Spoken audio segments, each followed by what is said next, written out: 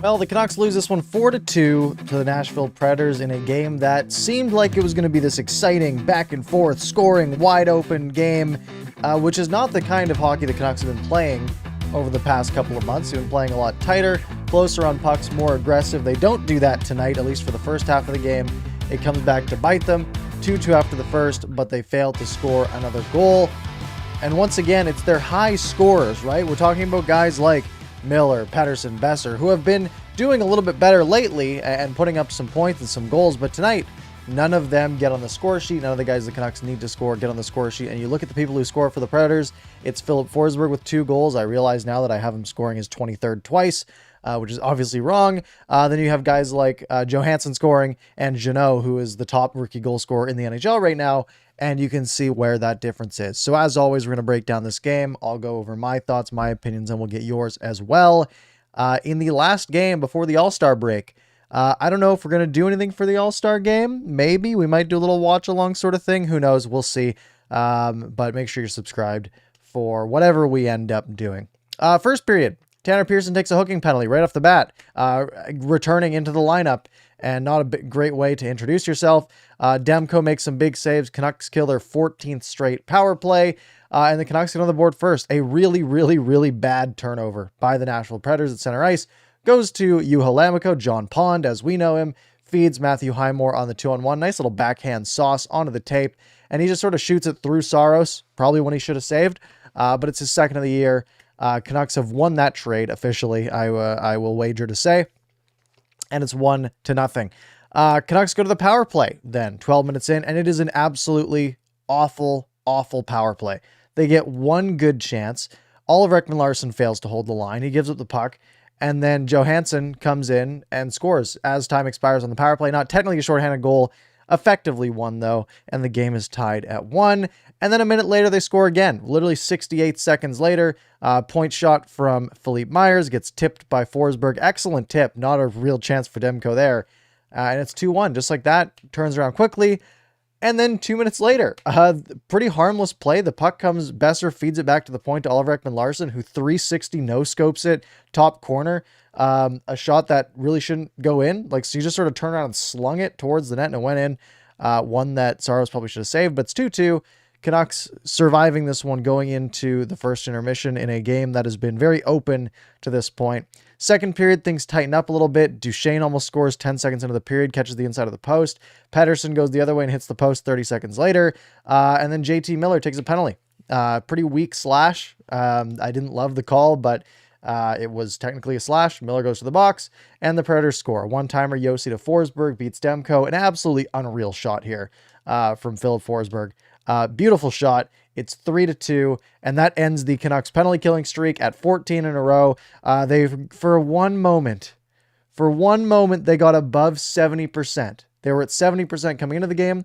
They killed a penalty that took them above, and then they got scored on that one, which brought them below the 70% mark once again. It was fun while it lasted. And then 8.5 minutes in, Forsberg looking for the hat. He gets in tight, goes backhand, is robbed by Demko. Shots in the second period were 14-5 in favor of Vancouver. Not a lot of high danger chances on those 14 shots, though. It was one of those where they kind of just ran up the shots. Like I said, shots were 14-5. Natural stat trick was the high danger chances at 4-3 in that period in favor of Nashville. So Canucks getting pucks on net, but not really doing much with those shot attempts. We go to the third period, and Jeannot makes it a 4-2 game early. A long shot by Ekholm, and this is a juicy rebound that Thatcher Demko leaves. Jeannot isn't tied up in front of the net, bangs it in. 4-2. Demko robs Tolvanen 4 minutes in to keep it a 2-goal game. Canucks get another power play, a chance to get within 1 with 14 minutes to go, and it's absolutely useless once again. They pull Demko. Nothing happens. Forsberg almost scores. Nothing. He doesn't, though. It doesn't matter. It doesn't matter. They lost 4-2. And they don't get anything out of this one. It's the first game in a while that they haven't gotten anything out of. They hadn't gone with no points. What I'm trying to say is they'd gotten points in their last 4 games, right? 2 overtime losses and 2 wins. So they had earned points, 6 of the last possible 8 points, which is great. But they get nothing out of this one tonight against a tough team in Nashville, right? We're talking about a team that is second in the Central Division. If you go by points percentage, they're maybe third, maybe fourth, somewhere in there. Either way, they're a good team. They're playing really well, and they emerge out of this one. And it's, look, there's some things in this one, right? It's sort of a scheduled loss for the Canucks, right? Back-to-back games, you typically lose those, especially on the road. Mathematically, the Canucks were up against it tonight. But they didn't play that great. And again, of course, part of that comes down to scheduling. Part of that comes down to effort level. Thatcher Demko wasn't fantastic tonight, but of course we'll give you my pluses and minuses. Pluses for this game, the things that I liked from the Vancouver Canucks. They go positive on the road trip. So a 4-game road trip. They would go through Winnipeg, Calgary, Chicago, Nashville. That's 3 pretty tough teams, and then Chicago. And they come out with it with 5 out of a possible 8 points. 2, 1, and 1. Not great, but not the end of the world. A perfectly acceptable trip, I would say. Other positives. The penalty kill was pretty decent. The streak did die. Nashville went, what was it? They went 1 for 3 on the power play. I thought the power play was fine. That one shot was an absolute rocket that beat Demko clean. Other than that, the penalty kill was okay. Luke Shen keeps hitting. He got, how many hits did he have tonight? 7, which is nice to see. He played 17 minutes tonight. Juleson only 8.5 minutes basically, but hey, I love to see 7 hits on the score sheet from a guy like Luke Shen, keeping it up after last game. I think he saw that positive coverage he got from having 12 hits last game. He was like, all right, I'll keep hitting people. And it was a fairly chippy game. Nashville was pretty involved in the physicality, and Luke Shen was returning the favor. And then speaking of physicality, Connor Garland in the 3rd period crushed Philippe Myers into the Canucks net.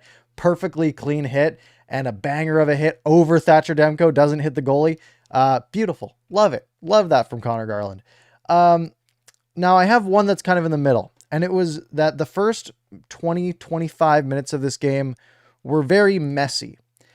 There's a plus to that. The plus is the Canucks scored 2 goals, and it was pretty open. There were sort of a lot of chances the other way, like each way, and it was a little stressful, and that can be fun. It's also a negative because it goes against what the Canucks have been trying to do and what has been successful for the Canucks. You look at the Canucks, their last 2 months, basically, since they brought in Boudreau, most of their wins have been pretty tight games, right? A lot of their wins have been, we're talking about like back when Boudreau was hired, right? They beat the Bruins 2-1, then the Jets 4-3 in a shootout, then the Hurricanes 2-1, then the Blue Jackets 4-3, right? They started off with a bunch of 1-goal games, and they've sort of continued that the entire stretch here under Boudreau. Just a bunch of tight games that the Canucks are hanging on to and just outworking the other team.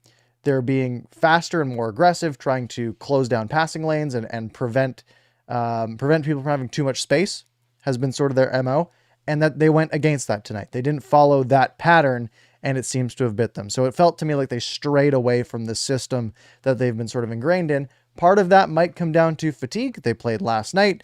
It's 3 games in 4 days, I believe it was for the Canucks. Yeah, it definitely was. So hopefully this week off gives them a nice little break. And then, of course, they play 2 games in 2 nights when they come back next Tuesday. Other minuses, that power play. Canucks go 0 for 2 on the night. A couple things here. One, I think they should have had more than 2 power plays. I think there's a couple calls that could have been made. Again, that's not even if officiating is not great, the Canucks still need to find a way to win. And I'm not saying they lost because of officiating.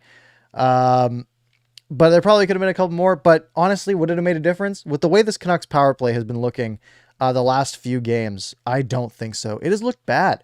They've had seemingly like no chances. How many shots did they have on the power play? They had 2. 2 power plays. They had 2 shots on them. Neither of them very high percentage chances. They went with this 2 defenseman look where we have Hughes and OEL together on power play 1, and OEL isn't really adding anything out there. He's basically playing in the Elias Pettersson spot, and I think Pettersson's much more dangerous from there.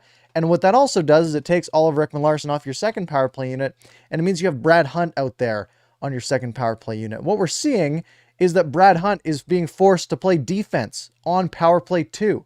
Like, there's literally chances coming the other way. There was the one that they scored on, and there was another chance at a different point where he literally had to come back and make a really nice play to break up a pass when the Canucks are supposed to be on a power play because they're giving up pucks. They're not able to hold the line, and Brad Hunt is the last man back. And that just shouldn't happen. It shouldn't have to be the case that the Canucks have to have a player who can defend well Not that Brad Hunt is an excellent defender, but the fact they have to think about that and have 2 defensemen on the ice because they're giving up these chances the other way instead of having, Elias Pettersson out there or a Niels Höglander out there who didn't play tonight and things like that. So special teams just needs to be better. And it's this weird thing where there was the power play and penalty kill seem to just be completely diverging graphs that are exact opposites of each other, right? When the power play does well, the penalty kill does terrible. When the penalty kill does well, the power play does terrible. If the Canucks can get both of those things to click, they will be very dangerous. They will win some hockey games. The problem is they never work at the same time. So they have games where the power play works and then the penalty kill sort of survives and they win those games. And they have other games where the penalty kill falls apart and if they can't score on the power play, they both fail and then they lose the games. In this case, a game like tonight. But they never get games where they go like they have an excellent penalty kill and they score a goal or 2 on the power play. It just isn't happening and it's costing them games. I want to give a minus to Bo Horvat. I don't think he did much tonight. And I think he's been a little iffy the last couple of games. He really just wasn't that noticeable out there. He played 20 minutes, 27% in the face-off circle. That's sort of his thing, is face-offs. He had 4 shots on goal, but again, none of them very high danger chances. Again, we go to natural stat trick. High danger chances in this game were 10-5 in favor of Nashville. Actually, they updated it. 10-5 in favor of Nashville. The Canucks, while down 2 goals in the third period, had 0 high danger chances in the third period. It's just not good enough. Expected goals in this game, 2.6 for the Preds, 2.04 for the Canucks. So the Canucks scored exactly how many goals they should have based on the chances they got. And the Predators, they got 1 extra. That's kind of it. It's not good enough in games like this. And let's talk about Niels Höglander as my last minus, getting scratched. Now he had Podkolzin out in the last game. Podkolzin comes back. I thought Podkolzin was pretty good tonight. I don't know if it was because of the scratch or if he just had a solid game. Podkolzin played fine. Höglander has been struggling as well lately. The last couple of weeks, it feels like pucks are bouncing off his stick. They're rolling away from him. He's losing battles that last year he was winning. So again, I'm totally fine with the decision of sitting a player for a game, letting them watch from above, try to think the game at a different level, and come back and work harder the next game. Unfortunately, the Canucks don't play for a week, so it's going to be a little bit tough. But again, I don't hate the idea of scratching a player for a game, especially because Alex Chason's kind of playing well, which I hate to admit. Don't tell anyone I said that. All right, let's get your thoughts, your takes for the next 15 minutes or so, and then I'll leave you guys for the week.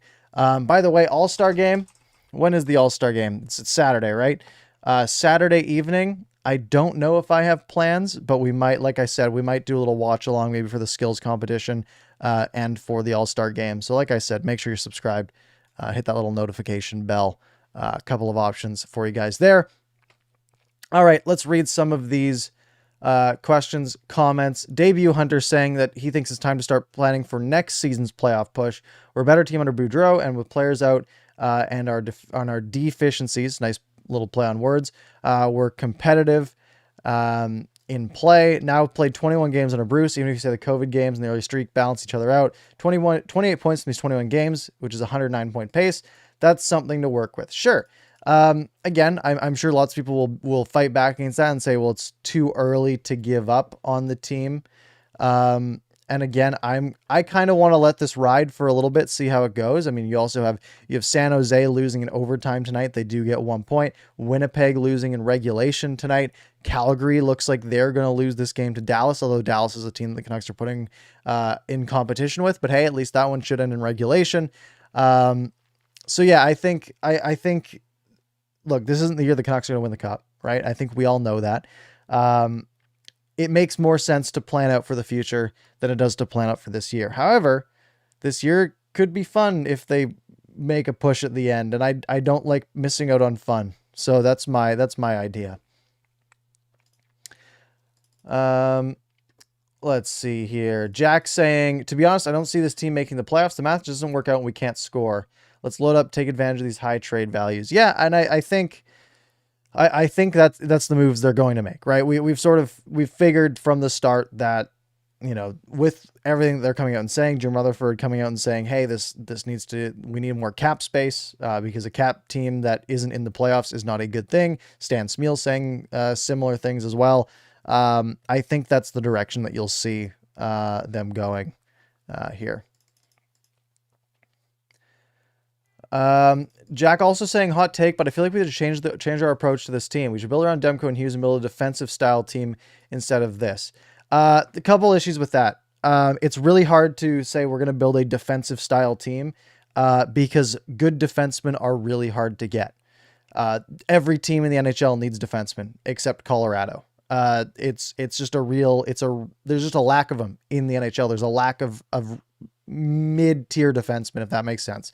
And also I have a problem with that because it's kind of boring. And again, look, the goal is a Stanley Cup, and no matter how the team plays, if they end up reaching that goal, I don't care how they do it. However, I expect this team to fail. History has told me that this team will always fail. I will never be happy.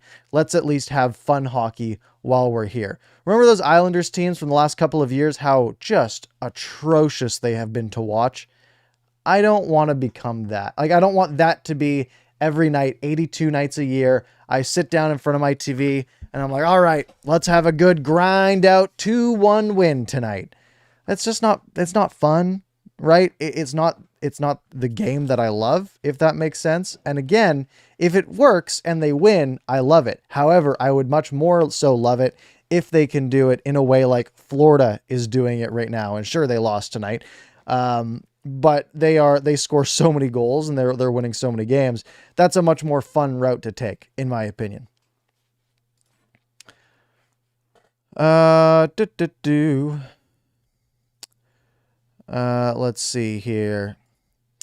Talon is saying, I would like to see us pass on odd man rushes. I get Bruce wants us to shoot, but it's easier to score with a pass across the slot. We had 2 or 3 odd man rushes and didn't pass on them.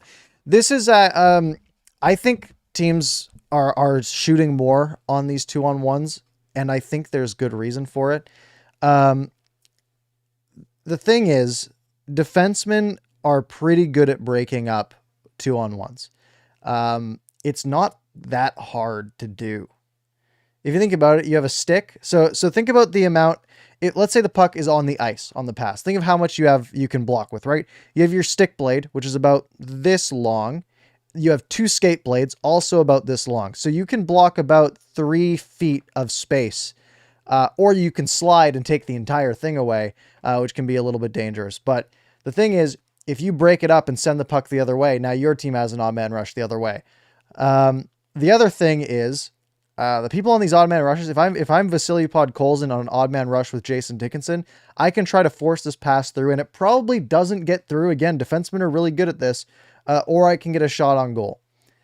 I'm probably taking the shot on goal. And I think teams are really starting to lean into that. Because yes, if you get the pass through, it is more likely to go in than your shot on net. However, your shot on net is way more likely to get to the net than your pass across, if that makes sense. It's really a situational thing. If the player coming down on the 2-on-1 looks over and doesn't think he can get the puck through, I don't want them to force it. If he sees a gap and he thinks, yep, I can hit that, I'm going to play it across, then do it. I usually don't have too much of a problem with whatever decision gets made in those situations, because again, you don't know really exactly what the player is seeing when they look over to their side. What passing lanes are there, what they think the defenseman's going to do. It's a really fluid, quick situation. Let's see here. Carol with the opposite, saying too many passing and not enough shots on net. Let them have shots, and they just didn't have the get up and go. Yeah, the Canucks had shots on net. They were just low percentage. How many shots did the Canucks end up with tonight? 32 shots. Predators had 28. So if you just look at that, it's dead even. But again, if we look at the heat map, lots of those Canucks shots coming from the left point, the left face-off circle, not a lot in front of the net, and a lot from the right-hand side of the net as well. Nashville has hot spots in the slot, in the right face-off dot and at the point as well. But they have a red spot in the slot. The Canucks don't, which, usually a sign of where those shots are coming from. And the Canucks just didn't have many dangerous chances tonight. Debut Hunter saying, you heard it here first. Parker loves Chason. Mark is joining in on it. Yeah, Chason is the best player of all time. Let me go on Twitter from ParkersPucks Chason. What have I ever said about Chason here? On December 30th, 2021, I said, quote, I am still very done with Chason. Yesterday I tweeted out, should have benched Chason instead of Podkolzin. Definitely not me. I don't have a lot. I haven't said much about much negativity on Chason. Oh, I have. Yeah, all the tweets are negative. Chason has been slightly improving. It seems like he's been actually playing kind of better, which is weird to say. But I mean, I'd rather have him in than Dowling, but I'd rather have Höglander in than him. However, with the way Höglander's been playing again, I'm not too against sitting him for a game. Forza saying, what did you think about Pearson, who got a point in his first game back from COVID? I didn't like that he took a penalty. Took a hooking penalty like 3 minutes into the game. Not a great way to come back. He played fine. Did he get a point? I don't have him with a point on mine. Do they add him? Oh, they added an assist on the Oliver Ekman-Larsson goal. Second assist. I don't think he really earned that point, right? It was sort of a battle in the corner and Besser flung it to the point. I mean, good for him that he got one. I don't think he really, earned it. It was sort of a point of circumstance. Honestly, didn't really notice him out there. 16 minutes he played. He had 6 shots, apparently. I genuinely didn't notice. It was one of those games where it just felt like the shot counter was increasing, but I wasn't seeing where it was coming from. It was a weird one. I guess he was fine, but I didn't really notice too much from him. Justin saying PK was the difference. If our PK was even half as good as our 5-on-5 play, we're in the top half of the league. It wasn't really the difference tonight, again, because I think the penalty kill was fine. Yes, Forsberg scored the game winner on the power play, but I mean, that was just an absolute rocket, right? That's not like the penalty kill lost him and they left him wide open in front because of a bad play. No, it was a normal setup and he just absolutely ripped one from the top left corner of the zone. I thought the penalty kill was fine tonight. If we're talking about the season, then yes, the penalty kill has been the difference in the season and the reason why the Canucks are in the situation they are in now. And that this game, by the way, takes them down back to 500, where they have just been hovering the entire year. They're at 46 points in 46 games, a -11 goal differential. They've only won 4 of their last 10, but those overtime losses are at least keeping them sort of alive here. By the way, the Colorado Avalanche have won 10 games in a row, which is crazy. Let's see here. Justin saying, is Chason ahead of Pearson now on the Parker favorite players list? No. Tanner Pearson is a better hockey player. I just think Tanner Pearson is more overpaid than Alex Chason, if that makes sense. Pearson's fine. I don't have that much hate for Pearson. I don't hate anybody, but I think Pearson just feels slow out there at times. But Chason feels slower.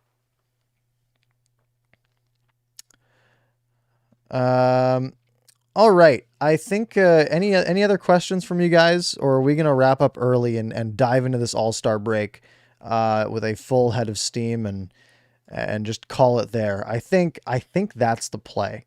Nice short one for the night. We're going to wrap up.